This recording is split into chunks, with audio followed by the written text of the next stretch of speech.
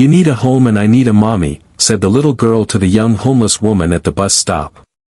The small voice rang out like a whisper between snowflakes. Elliot Monroe spun around, startled, phone still pressed to his ear.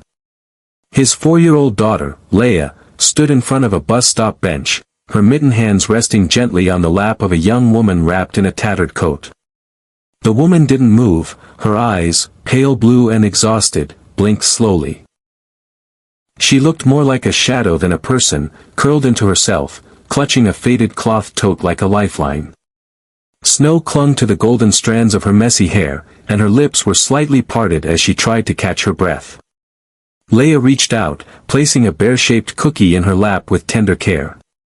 "You can live with us," she said with the pure conviction only a child could muster. "Lila?"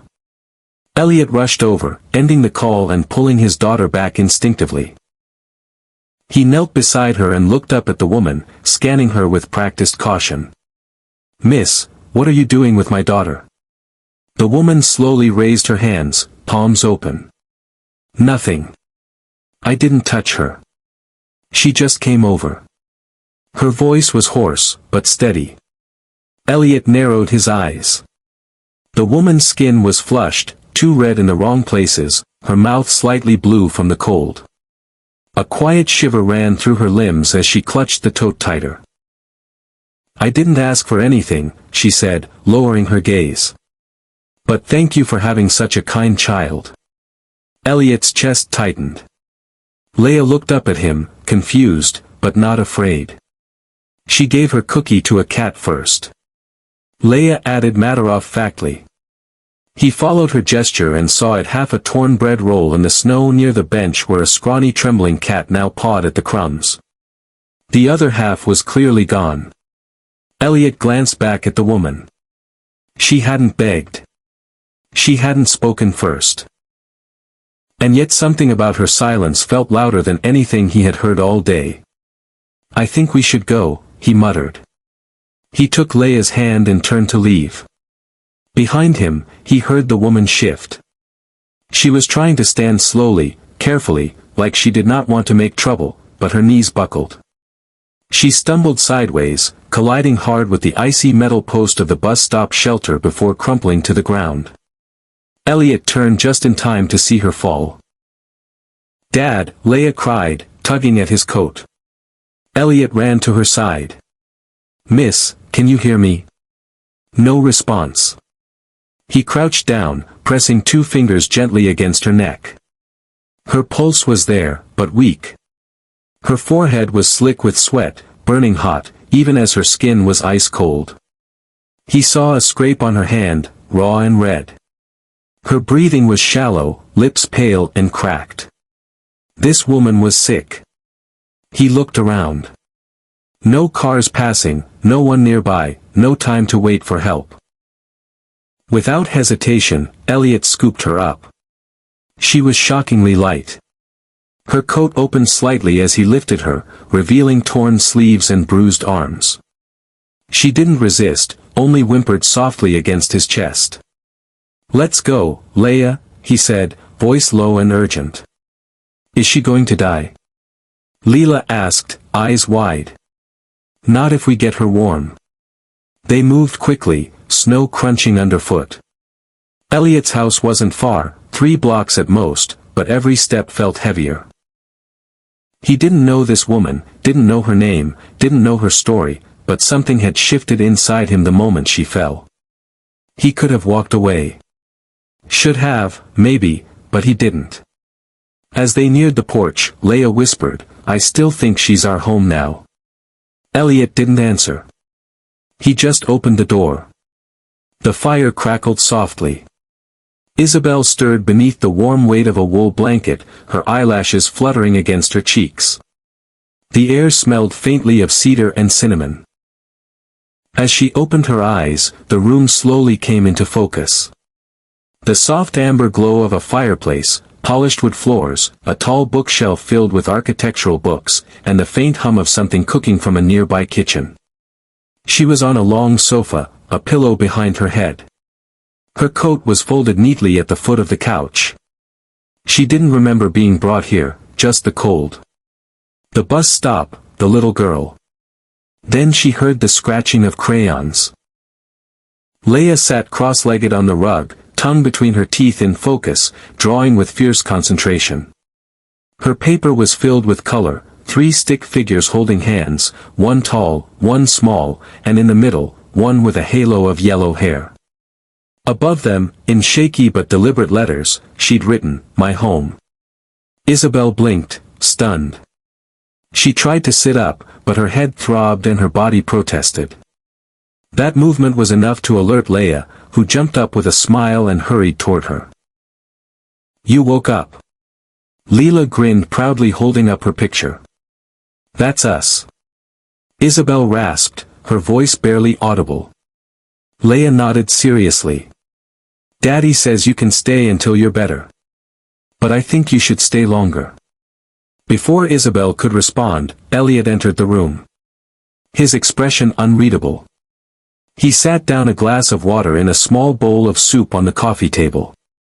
"You passed out in the snow," he said flatly. "I didn't have a choice. You needed help. When you're better, you'll leave." His tone wasn't cruel, just measured. But Isabel felt the sting of it. "Thank you," she said softly, lowering her gaze. Laya lingered beside her, clearly wanting to chat more, but Elliot gently took his daughter's hand. "Let her rest." The rest of the day passed quietly. At dinner, Isabel insisted on sitting at the breakfast bar, separate from Elliot and Laya's usual spot. She ate slowly, politely, careful not to ask for anything more than what was offered. When Elliot wasn't looking, she smiled at Laya's chatter about school, her princess costume, and her plan to build a snow bakery in the backyard. But she kept her eyes down whenever Elliot glanced her way. Later, as she helped clear the dishes, she reached for a tray of cups. The loose sleeve of her sweater slipped down her forearm. Elliot's eyes caught something. A long scar, raised and jagged, ran across her wrist, almost hidden by years of faded skin. He said nothing, but the image etched itself into his mind. That night, long after the house had gone quiet, Elliot lay awake, reading in bed. Then he heard it, a soft sound from the living room, a groan, muffled and pained. He slipped out of bed and walked barefoot to the couch. Isabel was curled into herself, eyes tightly shut, her face pale and clammy. She whimpered again, almost soundlessly. Elliot hesitated, then picked up the phone. An hour later, a private physician arrived. The woman barely woke as the doctor examined her. "She's severely dehydrated. Fever of 102, the doctor murmured. "She needs fluids, rest, and warmth." The doctor paused, looking at Elliot. "Does she have insurance? Any next of kin we can notify?" Isabel stirred weakly, her voice breaking as she mumbled, "No one. There's no one who needs to know if I'm alive or not." Her words hung in the air like frost on glass. The doctor didn't press. He finished up, left instructions, and departed into the snowy night. Elliot stood there for a long time, watching her sleep. He didn't know her story, but he knew pain when he saw it. He'd seen that same expression in the mirror years ago. When the hospital had called about his wife, and he was left with a newborn, and a silence too loud to bear, before going back upstairs, Elliot walked into the kitchen. The next morning, Isabel woke to sunlight filtering through the curtains. Her head still throbbed, but the fever had lessened. She blinked as she noticed a steaming mug on the table beside her. The scent of ginger and honey rose from the tea, and beneath the mug, a small folded napkin. She opened it. "You're not invisible." The handwriting was neat, measured. Her lips trembled. For the first time in what felt like years, someone had seen her. Really seen her. The next morning, the house smelled of thyme and ginger. Isabel moved quietly through the kitchen, her golden hair loosely tied, sleeves rolled up. She had insisted on helping. "Just let me contribute," she had said softly. "I feel better when I'm useful." Elliot had not argued.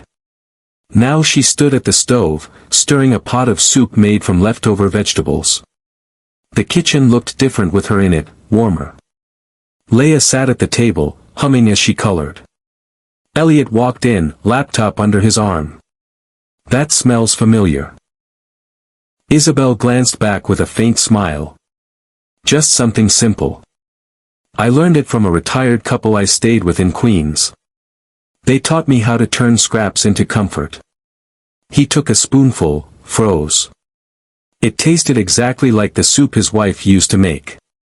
Rosemary, pepper, and a soft, lingering sweetness he could never name. He looked up at Isabel. She was calm, unaware of the tidal wave inside him. Present like this was normal, like she belonged. But something pulled at him. Not quite mistrust, more like a reflex. Years of protecting Laya. Years of surviving through logic, not feeling. That night, after Laya had gone to bed, he searched. It did not take long. The headline was second on the list. A promising fashion student accused of stealing designs from New York showcase. There was a photo. Isabel, younger, polished, bright-eyed, accused but not convicted. Still, her name had been enough to ruin her. Elliot leaned back, the glow of the screen painting sharp lines across his face. He wanted to believe she was the woman he'd begun to see, but the doubt crept in like cold under a door. The next day, he caught her in the hallway. "Something on your mind?" she asked. He hesitated. "Can I ask you something?" "Of course." He showed her the article. She stared for a moment, then looked up, not surprised. "Just tired." "That's me," she said. "Did you?" "No," she cut in gently. "I didn't." Silence. She crossed her arms. "People believed I did. Sponsors pulled out. My landlord raised the rent. My friends vanished and the guy I trusted. He had already emptied my account." Elliot stayed quiet. She let out a humorless laugh. "I figured you'd look me up. You seem like someone who does not like loose ends." He flinched. She was right. She turned away. "I didn't steal anything. That design was mine." But after a while, people didn't want the truth. They just wanted someone to blame. Then she looked at him. "So tell me, do you believe me?" He opened his mouth, closed it, hesitated. That was all she needed. "Thanks," she said softly. "For your honesty." She walked back to the guest room and began to gather her things. When Leela saw her at the door, her eyes widened. "You're leaving?" Isabel knelt down. "I have to, sweetheart." Laya held out her stuffed bear, Teddy. "So, you won't be alone." Isabel's eyes filled. She hugged the bear, then the little girl, long and tight. Elliot stood by the stairs, frozen, watching his daughter cling to a woman she had known for days, but trusted like family, broke something inside him. Isabel didn't say goodbye. She kissed Laya's forehead, opened the door, and disappeared into the evening. That night, Elliot tried to work, tried to sleep, but Laya wouldn't rest. She didn't even say goodbye. She whispered. "I know," Elliot murmured, kneeling beside her bed. "She was our family." Elliot's voice caught. She was someone special. Laya pointed to her drawing taped to the wall. 3 figures, arms wrapped around each other below, written in crayon. "Please stay."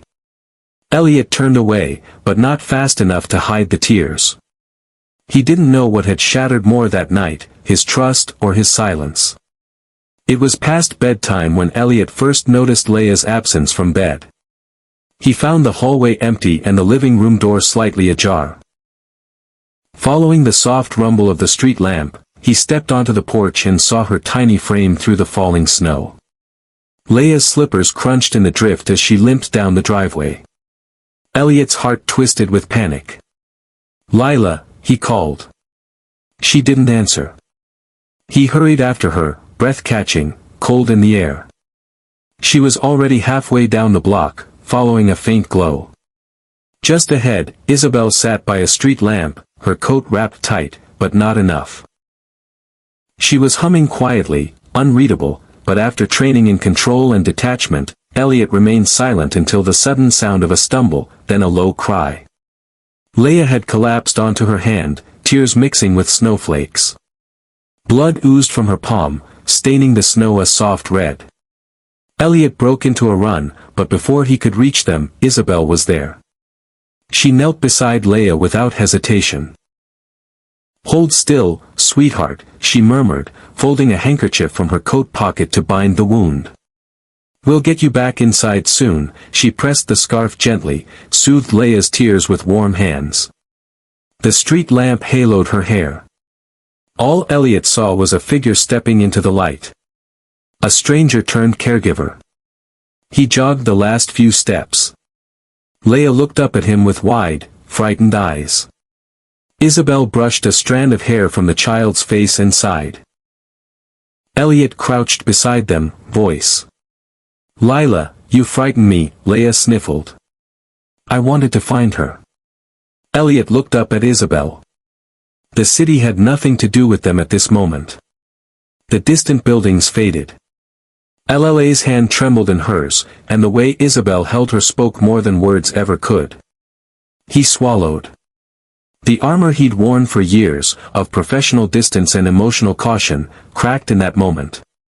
He hadn't loved like this before, not so suddenly, not so fiercely. "Thank you," he said softly. Laya watched as Isabel tied the handkerchief. The warmth in her voice, the gentleness of her touch, the kind of nurturing Elliot had thought lost to his daughter after her mother passed. For a heartbeat, he felt his heart ache. Not from loss, but from fear of losing what he hadn't realized he could gain. He knelt and met Isabel's eyes. The snow drifting behind her looked like quiet confetti falling from a sky that didn't know to stop. He began, voice thick. "We need you." The words felt fragile in the cold air, but still true. Laya gripped Isabel's coat. "Don't leave again, Mommy." Isabel's eyes went wide, her breath caught, and for a trembling second she stared at the two of them. The father, who'd let his defenses fall without words, and the daughter, whose belief had cracked open her heart. Laya's small voice repeated softly. "Please don't." Elliot swallowed hard, pain and hope tumbling together inside him. All at once, everything changed. Not because of explanations or rational words, but because two people wrapped a child in a way that made an imperfect moment feel sacred. Without waiting, Elliot pulled them both inside, the door shut on the snow in the street lamp. Inside, Laya rested her cheek against Isabel's sleeve. Isabel held her close. Elliot stood behind them, warm despite the cold retreating outside. In that unspoken moment, Elliot let go of fear because the thought of letting her go again felt unbearable. And for the first time, he believed some doors deserved to stay open. The offer came casually, almost too casually. "You're good with her," Elliot said one evening, not looking directly at Isabel. "Would you consider staying a few afternoons each week, teaching her how to draw?" Isabel blinked, taken aback. "Are you sure?" He nodded. "She lights up around you." So Isabel returned, not as a guest this time, but not fully part of the home either. Somewhere in between, a warm presence in the kitchen, a soft voice during stories, fingers smudged with charcoal and flour as the days passed. Gently by. One Saturday afternoon, they gathered in the kitchen to bake. Laya, perched on her stool, wore an apron that hung nearly to her ankles. Flour dusted her nose. "We need extra sugar, Mommy," she chirped without realizing, and Isabel froze, but Elliot only glanced up. He said nothing. Isabel smiled faintly and kept stirring. After the cookies were in the oven, Laya pulled out her markers and paper. She sketched 3 hands, one large, one slender, and one tiny, all overlapping in the center of a sun. She scribbled the words in careful block letters, "This is love." Elliot looked at it, and something inside his chest cracked open just a little more. Later, after Laya had fallen asleep, the house took on a quiet rhythm, like a held breath. The fireplace glowed low. Isabel sat curled on the couch, her hands around a mug Elliot had placed in front of her minutes earlier. "You've made this place lighter," he said quietly, taking the seat across from her. She smiled but looked away. "It's your home. I'm just passing through." "No," he said. "No, it's more than that." His voice was different tonight. Lower, closer, the kind that made walls feel thin. She turned to him, and in the soft dimness, their eyes locked. He leaned forward, and for a fleeting second the world was silent enough to believe in second chances, but just before his lips met hers, Isabel pulled back. "I can't," she whispered. "I can't be her." Elliot froze. "I know," he said, voice tightening.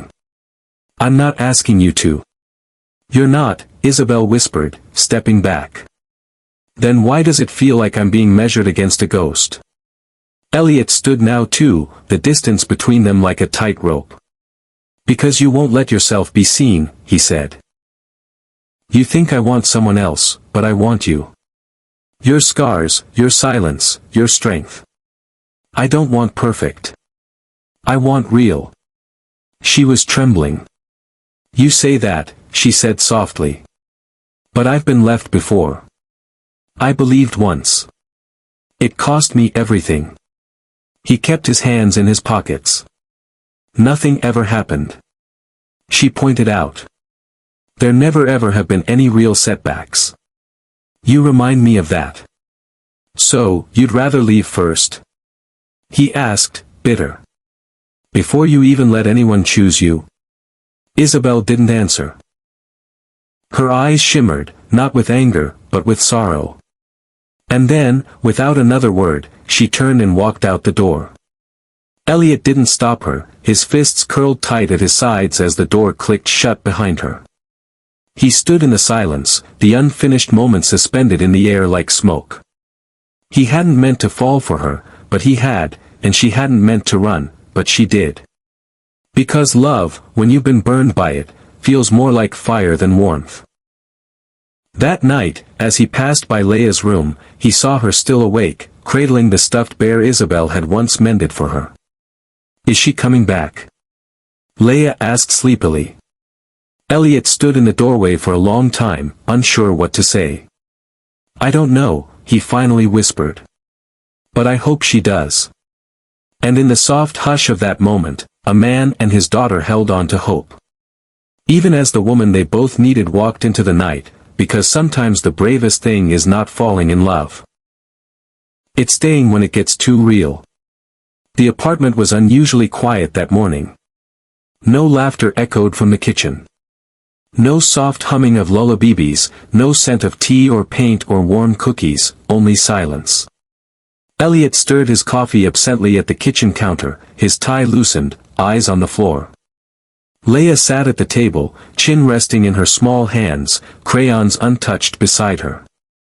The seat across from her, the one Isabel usually filled, was empty and had been for 3 days. He had not told Leila everything. He didn't have the words. He didn't even know if Isabel had left for good. But then that afternoon when Elliot went to straighten the guest room, Isabel had quietly made her own. He saw it. An envelope on the pillow. His name was not on it, only a single word carefully written in soft cursive. Laya. He sat on the edge of the bed and opened it with trembling hands. Inside the letter was written in blue ink, slightly smudged as if tears had blurred the lines. "Sweetheart, you're the first person in a long time to call me mommy. I didn't know how much I needed to hear that until you'd. Will she come back?" He closed his eyes, resting his chin on her hair. "I think she wants to, but sometimes love needs time." Laya nodded slowly, her tiny fingers wrapping around his. "Then we'll wait," she whispered. That night, Elliot sat in the quiet of the living room long after Laya had fallen asleep. Holding the letter once more, and for the first time in years, he let himself cry, not just from sadness, but from hope, because this time it did not feel like goodbye. It felt like a promise. The gallery was aglow in soft gold light. Strings of fairy lights woven into white linen drapes. Warm jazz hummed gently through the air as guests in tailored suits and elegant dresses mingled among displays of vibrant textile art. Flowing dresses on mannequins and framed sketches filled with motion and emotion. At the heart of the room stood the centerpiece, a dress unlike any other. Not flashy, not couture, just quiet, elegant, and achingly human. Delicate hand-stitched threads were along the hem in the shape of tiny holding hands. Isabel stood to the side of the stage, her blonde hair swept into a loose braid, eyes scanning the crowd as if searching for something or someone. She had done it. After months of rebuilding her name, her career, and her courage, she was here presenting her first official collection as lead designer at a charity fashion gala, supporting women in need, but even surrounded by praise, applause, and flashbulbs. Something was missing. Her eyes flicked toward the small wooden stage at the end of the room where the final speaker was being introduced. And now, the host said with a warm smile, we have a very special reading by a very special little girl. Gasps of gentle delight rippled through the audience as Laya Monroe walked onto the stage, dressed in a soft pink dress with hand-embroidered daisies, holding a crumpled piece of paper in both hands. Her brown curls bounced with each step, and her voice, though small, carried with steady clarity. My name is Laya, she said. I once had just a daddy. He's very smart and serious and makes the best waffles, but sometimes he was sad. She paused, looking directly at Isabel. Then one day, we met someone. She had cold hands but a warm heart, and she didn't laugh at me when I called her mommy. A hush fell over the room. She didn't stay long, but she left pieces of herself with us, like songs and hugs and soup that tastes like love. Isabel covered her mouth, tears already slipping past her lashes. Laya unfolded her paper and continued, voice trembling now, so this is my poem. Home is not the walls around me or the pillows on my bed. Home is when she sang to me and kissed my sleepy head. Home is where my daddy smiles and holds her hand so tight. Home is where my mommy is, and maybe that is tonight. The applause was gentle, reverent. Isabel was frozen. She barely felt the crowd watching her as she stepped forward slowly. And then she saw him, Elliot, emerging from the side of the room, holding something carefully in his hands, a wooden frame. Inside it behind clear glass was the silk scarf she had wrapped around Laya that first snowy night. The scarf that had absorbed more than warmth. It had absorbed the moment everything changed. He stopped in front of her and held it out. I framed the day I met you, he said, voice low, eyes shining. That's when home returned. She stared at the scarf, at his hands, and then up at him. I thought I left too much damage behind to ever deserve a future, she whispered. He whispered. And I thought keeping people away would protect what little I had left, Elliot replied. But it turns out letting you in gave us more. Her lip trembled. I kept something, too, she said softly, reaching into the inner pocket of her coat. She pulled out a folded piece of paper, creased, slightly torn at the edges. Elliot recognized it instantly, the note he had left beside her teacup that first night. You're not invisible. She unfolded it gently and held it out. You were the first to see me again. Not the headlines, not the mistakes, just me. He nodded, stepping closer. I want to see all of you without fear, without running. Isabel looked over to the stage where Laya waited. Hope stretched across her face. Isabel's voice cracked as she whispered, then I think I'd like to come home. Laya leapt from the stage and barreled into Isabel's arms. Her laughter ringing like music. The crowd erupted into warm applause, not for fashion or fame, but for something more rare, for family found and chosen. The morning light spilled softly through the kitchen window, painting golden streaks across the wooden floor. A gentle sizzle echoed from the counter where Laya stood on a small step stool, pressing the edge of a cookie cutter into a sheet of buttery dough. Isabel stood beside her, sleeves rolled up, flour dusting her cheeks like powdered snow. "Do not forget the hearts," Leela reminded seriously. "Hearts mean love." "Of course," Isabel replied, smiling. "How could I forget the most important shape?" In the doorway, Elliot leaned against the frame, arms crossed, quietly watching the two girls, one by birth, one by heart. There was something sacred in the way they moved together. Now, no tension, no wondering, just ease, just presence. As if the pieces of a once broken puzzle had finally clicked into place. He walked in slowly, placed his hands on both their backs, and kissed the crown of Laya's head. Then, "Isabel's, you know," he murmured. "This is the first morning in years I didn't wake up feeling like something was missing." Isabel glanced up at him, soft and unguarded. On the counter nearby lay a small card, handwritten in delicate script. He picked it up. "Let's learn to stay, Isabel." His throat tightened. In this house, where everything had once felt too silent, too sterile, there was now music again.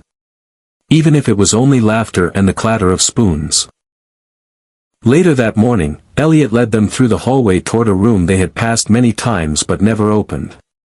He stopped at the door, turned to Isabel, and said, "I've been saving this space." Not knowing why until now, he opened it. Inside was a sunlit studio. A large drafting table sat by the window. Spools of fabric lined one wall. A mood board was pinned with sketches, blank patterns, color palettes. Beside it, a plaque had been freshly mounted.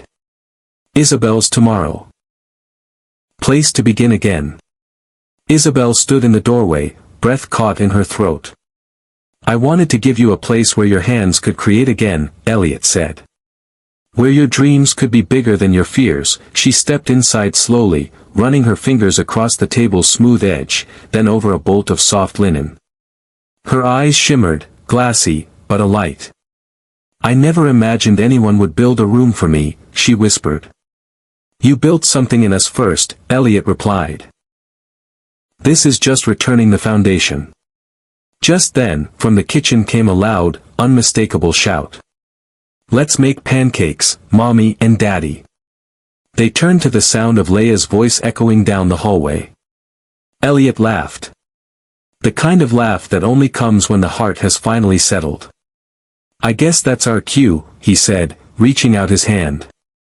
Isabel took it. Together they walked back into the kitchen where the table was set with mismatched plates, a small mountain of butter cookies in the middle and a jug of orange juice slightly tilted on a tea towel. Laya was already pouring syrup into a smiley face pancake mold. "This one's for Mommy," she declared.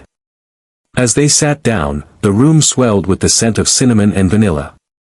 Isabel glanced around, then pulled something from her pocket. It was a small handkerchief, old, faded, but lovingly preserved. She unfolded it, revealing a new line of embroidery added beneath the floral stitching she and Laya had been practicing. "Family is not built by blood, but by the hands that hold when you're lost." She placed it in the center of the table. Elliot stared at it for a long moment, then reached out and ran his thumb over the last word. "You held us both when we did not even know we needed it," he said. Isabel looked between the two of them, this man who had learned to love again, and this child who had known how to choose love from the very beginning. She smiled, not with sadness or hesitation this time, but with certainty. They had not found perfection, but they had found home. And sometimes that was the far greater miracle. Sometimes the family we find is the one that finds us first. A little girl's innocent words, a man's silent grief, and a woman who thought she had nothing left to offer. Together, they built something no storm could ever take away. Not a perfect life, but a real one. A home born not from walls, but from the hands that held on. If this story stirred something in your heart, if it reminded you that love often comes wrapped in the most unexpected moments, then we invite you to stay. Subscribe to Soul-Stirring Stories for more tales that touch your heart, heal your soul, and remind you that even on the hardest days, tomorrow is still a gift. Thank you for watching.